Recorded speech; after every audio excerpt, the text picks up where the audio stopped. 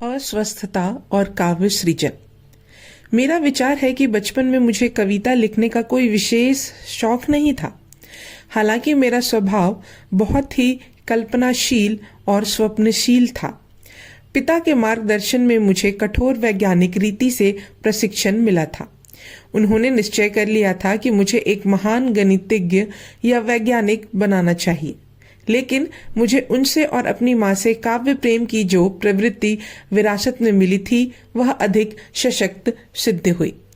जब मैं मात्र 11 वर्ष की थी तब एक दिन बीज गणित के एक सवाल के साथ जूझ रही थी। बार बार प्रयास करने पर भी उसका सही उत्तर नहीं निकल रहा था। उसी समय मुझे एक कविता सूझी। मैंने उसे लिख लिया। उस दिन से मेरा कवि जीवन का आरंभ हुआ। 13 वर्ष की आयु में मैंने एक लंबी कविता लिखी, लेडी ऑफ द लेक।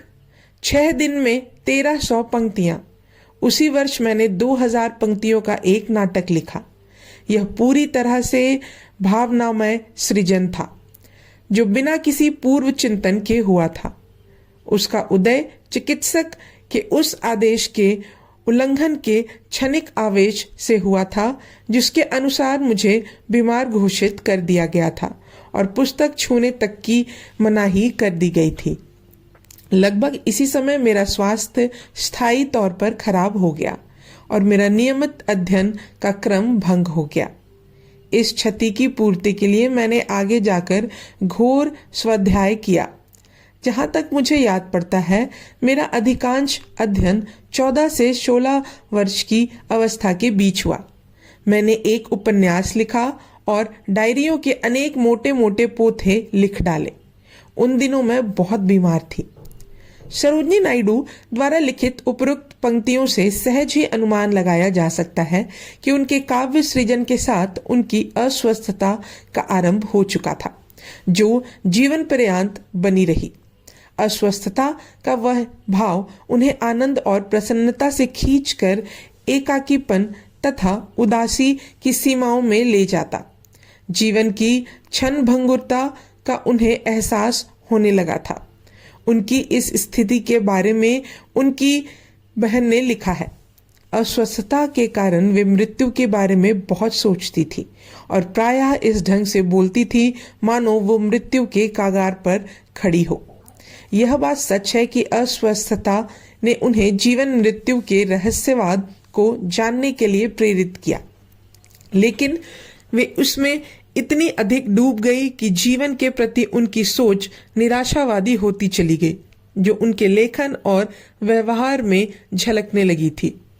एक बार उन्होंने साइमंस को लिखा था, मैंने भी क्षण क्षण में जीने की सूक्ष्म दर्शन का अभ्यास कर लिया है। यह प्रत्यक्षता कल मर जाना है, इसलिए आज खाओ पियो और मौज उड़ाओ के इपिक्यूरियन सिद्धांत सरी का प्रतीत होता है। तथापि यह एक सूक्ष्म दर्शन है। मैंने ऐसे अनेक कल बिताए हैं जिनमें मैंने मौत से लोहा लिया है और वाक्य में निहित सत्य को पूरी तरह पहचान लिया है।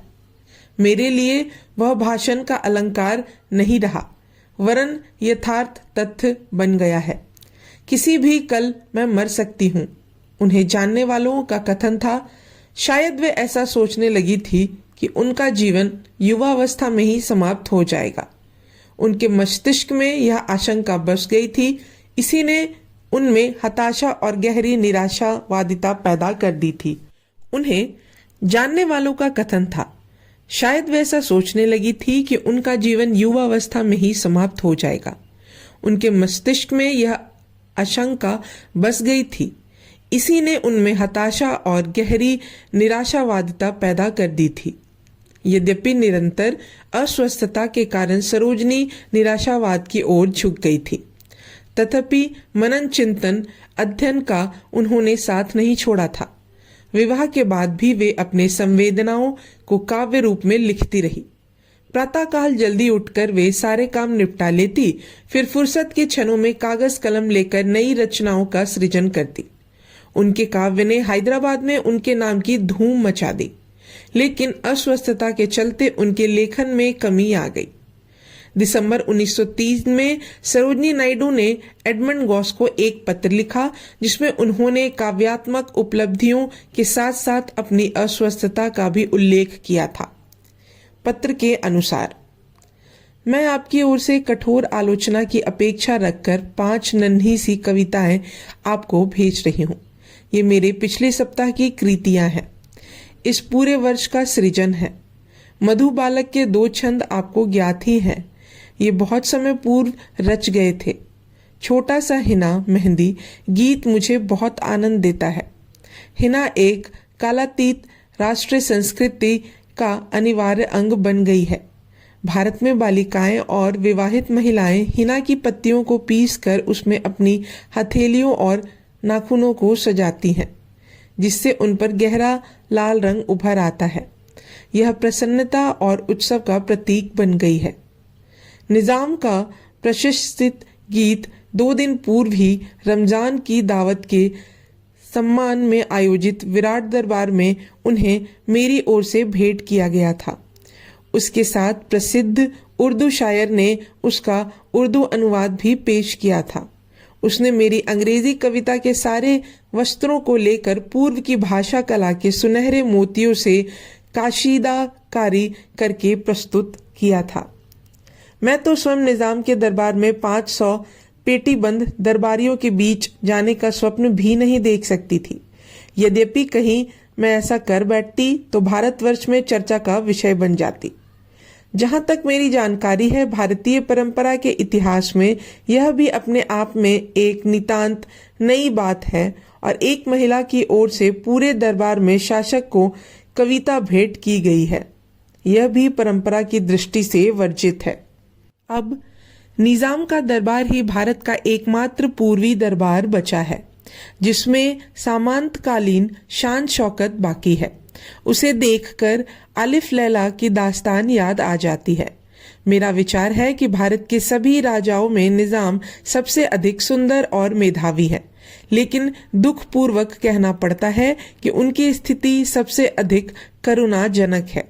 वे एक कवि के यथार्थ एकाकीपन को छिपाने के लिए राजपद की समस्त शान शौकत और मूर्खतापूर्ण तड़क भड़क का सहारा लेते हैं। यदि भारतीय जाति अपने सुखद काल में होती और उन्हें अवसर मिलता तो वे एक श्रेष्ठ नेता सिद्ध होते, लेकिन आज वे पूर्व के हेमलेट भर रह गए हैं।